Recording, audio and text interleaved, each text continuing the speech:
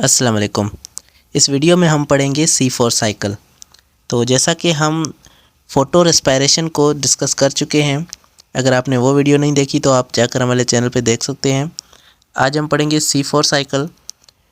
Photo respiration में हमारे पास क्या था, एक ऐसा प्रोसेस था जिसमें हमें एनर्जी नहीं मिल रही थी, बल्कि हमारा जो शुगर है वो डिकम्पोज़ होके टूट के शुगर टूट जाता था, लेकिन एनर्जी नहीं मिलती थी। इसीलिए इसको रोकने के लिए प्लांट्स क्या करते हैं, एक और साइकिल करते हैं।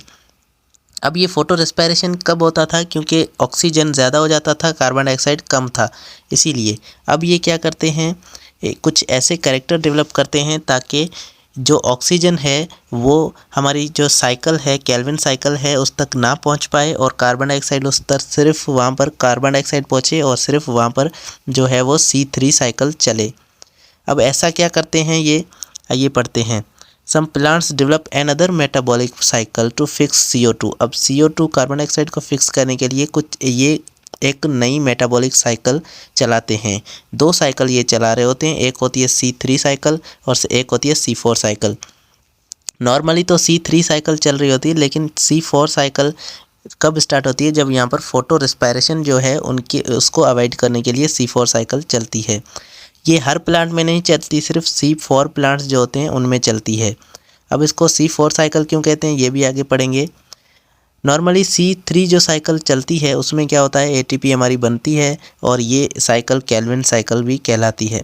C3 साइकिल भी कहते हैं, इसे केल्विन साइकिल भी कहते हैं। और ये कहाँ पर होती है, मीज़ोफिल सेल में होती है। तो जैसा कि यहाँ पर लिखा हुआ है कि some plants develop another metabolic cycle to fix CO2 in the presence of high concentration of oxygen. Oxygen की हाई कंसंट्रेशन, ऑक्सीजन की ज़्यादा कंसंट्रेशन में भी वो कार्बन डाइऑक्साइड को फिक्स कर पाते हैं और उन प्लांट्स को हम C4 प्लांट्स कहते हैं। They develop some anomatical anatomical physiological modification, develop some tissues around the vascular bundle called bundle sheath. अब वो क्या करते हैं, बंडल शीथ एक डेवलप करते हैं जिसमें क्या होता है, बंडल शीथ सेल्स होते हैं। अब इनका काम क्या है, ये जो साइकिल है हमारी पास, जो C3 साइकिल है वो पहले कहाँ पर हो रही थी, मीज़ोफिल सेल्स में हो रही थी। अब इसको शिफ्ट किया जाता है इस सेल्स में, बंडल शीथ सेल्स में। अब ये C3 जो साइकिल है ये बंडल शीथ सेल्स में होगी। यहाँ पर बंडल शीथ सेल में C3 साइकिल हो रही है, तो मीज़ोफिल सेल अब क्या करेंगे, यहाँ पर एक और cycle, while the mesophyll cell they develop another cycle for carbon dioxide fixation. अब कार्बन डाइऑक्साइड को फिक्स करने के लिए मीज़ोफिल सेल जो है वो एक और नई साइकिल को स्टार्ट करेंगे, क्योंकि C3 साइकिल जो नॉर्मल होती है वो बंडल सेल्स में हो रही होती है। अब हमारे पास हुआ क्या, यहाँ पर दो बातें हो रही हैं कि सबसे पहले जो C3 साइकिल हमारी नॉर्मल में होती थी, यहाँ पर दोनों साइकिलें होंगी, एक C4 साइकिल होगी और एक C3 साइकिल। दोनों साइकिल यहाँ पर मौजूद होंगी। एक C3 साइकिल जो है वो बंडल शीथ सेल्स में होगी और दूसरी जो C4 साइकिल है वो मीज़ोफिल सेल में होगी। ठीक है। While mesophyll cell develop another, अब ये कार्बन डाइऑक्साइड को फिक्स करने के लिए मीज़ोफिल एक और साइकिल चलाते हैं। CO2 fix here will transfer to C3 cycle. अब यहाँ पर जो मीज़ोफिल सेल्स में जो CO2 फिक्स होगा, जो बाहर से CO2 आ रहा है वो मीज़ोफिल सेल्स में फिक्स होगा और यहाँ से जो CO2 फिक्स होगा वो जाएगा अंदर बंडल शीथ सेल्स में, और वहाँ पर जो CO2 साइकिल चल रही होगी उसको सिर्फ कार्बन डाइऑक्साइड मिलेगा, ऑक्सीजन उसको वहाँ पर नहीं मिलेगा, क्योंकि ये साइकिल जो है उसको सिर्फ कार्बन डाइऑक्साइड वहाँ पर पहुँचा रही होगी। आगे हम पिक्चर्स की मदद से देखेंगे तो आपको ज़्यादा अच्छे से समझ में आ जाएगा। In this way two cycles are linked together. इस तरीके से दो साइकिल्स चलती हैं। In plants atmosphere carbon dioxide is fixed by 3 carbon compound phosphoenol pyruvate. अब इसमें फास्फोइनोल पायरुवेट में जो है वो कार्बन डाइऑक्साइड को फिक्स किया जाता है RuBP के बदले। पहले क्या होता था, RuBP में शिफ्ट किया जाता था, लेकिन यहाँ पर क्या होगा, देखें पहले हमारे पास जो केल्विन साइकिल हो रही होती है उसमें क्या होता है, उसमें RuBP जो राइबुलोज 1,5 बाईफॉस्फेट है उसके अंदर कार्बन डाइऑक्साइड को फिक्स किया जाता है और उसके बाद पहला 3 कार्बन वाला जो है वो कंपाउंड हमारे पास बनता है। 3 कार्बन वाला कंपाउंड बनता है, उसके साथ आगे हमारी जो चेन है वो चलती है। यहाँ पर क्या होगा, जो कार्बन डाइऑक्साइड आ रही है वो सबसे पहले क्या होगा, एक दूसरे सेल्स में जाएगी, जिसे हम, ये मेसोफिल सेल है हमारे पास, मेसोफिल सेल्स में जाएगी और हमारा जो C3 साइकिल है वो एक नई जगह पे, दूसरी जगह पे शिफ्ट करके रखा हुआ है इन्होंने।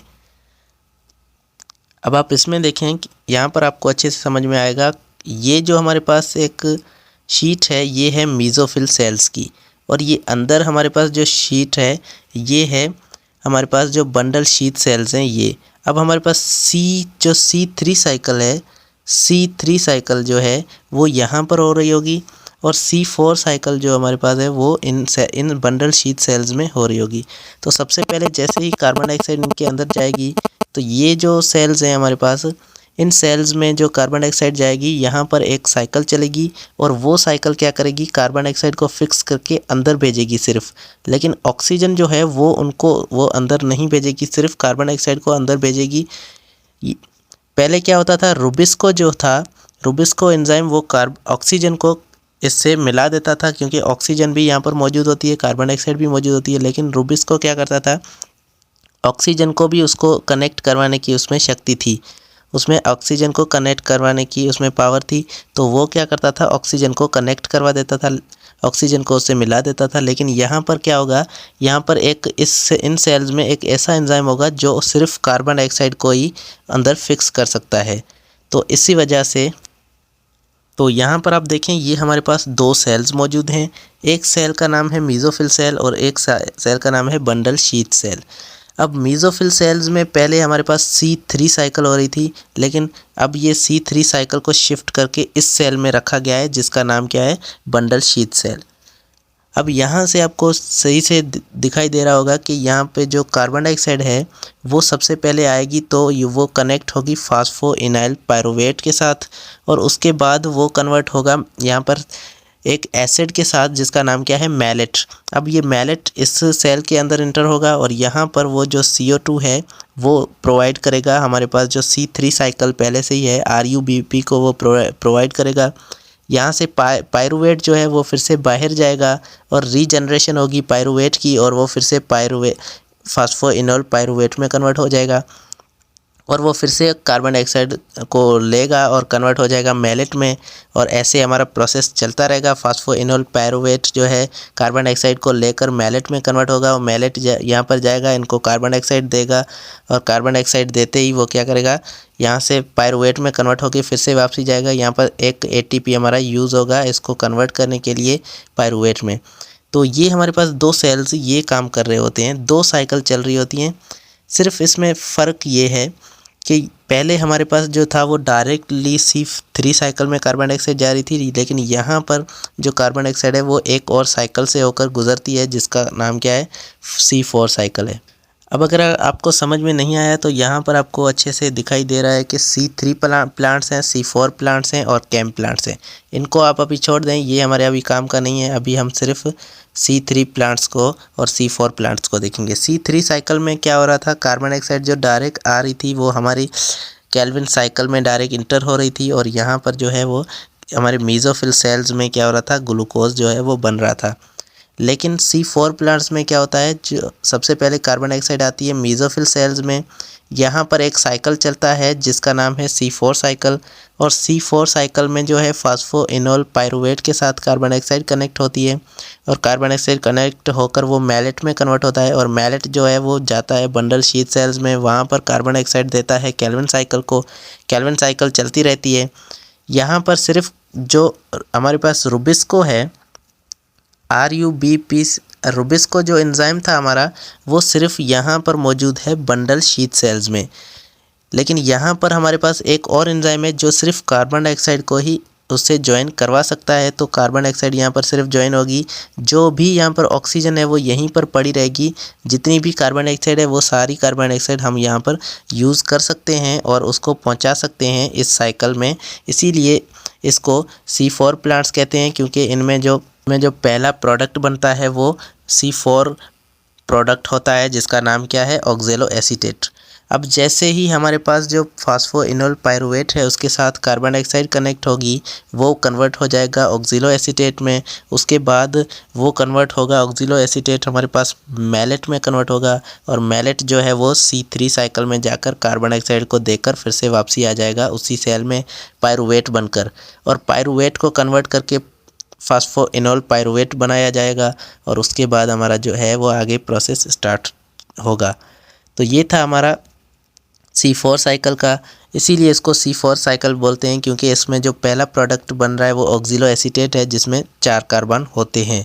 ऑक्सिलो एसीटेट जो है वो transfer through the malate to RuBP for C3 cycle. अब ये ऑक्सिलो एसीटेट जो हमारा इन सेल्स में बना था, अब ये क्या होगा, ये ट्रांसफ़र होगा मैलेट की शक्ल में, मैलेट बनकर ये ट्रांसफ़र होगा हमारे दूसरे सेल में जिसका नाम है बंडल शीथ सेल्स, और वहाँ पर C3 साइकिल चल रही होगी, और वहाँ पर क्या होगा, ये मैलेट जो है उनको कार्बन डाइऑक्साइड देगा, और वहाँ पर से वहाँ ये वापसी आ जाएगा।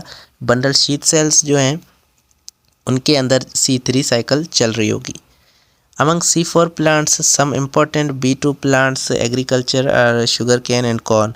तो ये कुछ हमारे पास प्लांट्स ऐसे हैं, कॉर्न है जैसे एग्रीकल्चर प्लांट है, शुगर कैन है या कॉर्न है, ये क्या करते हैं, ये साइकिल चलाते हैं। अब ये इन साइकिल में क्या है, हमारे पास एक किस्म के एडिशनल सेल्स हैं जिसका नाम है बंडल शीथ सेल्स। हमारे जो C3 साइकिल जो यहाँ पर चल रही थी इन सेल्स में, मीज़ोफिल सेल्स में चल रही थी, अब वो आकर इन सेल्स में बंडल शीथ सेल्स में चल रही है। लेकिन यहाँ पर एक और साइकिल स्टार्ट हो गई जिसका नाम है C4 साइकिल।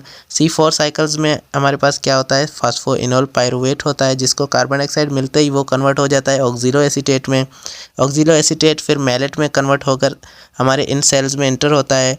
इन सेल्स में क्या होता है, वो कार्बन डाइऑक्साइड यहाँ पर देता है और फिर से वो पायरुवेट में कन्वर्ट होकर वापसी आ जाता है। तो इसमें क्या हुआ, हमारे पास सिर्फ ऑक्सीजन जो थी वो कंबाइन हो रही थी, वो यहाँ पर बच गई है, बाकी सिर्फ सारा हमारा प्रोसेस सेम टू सेम चल रहा है। तो उम्मीद है आपको ये समझ में आया होगा।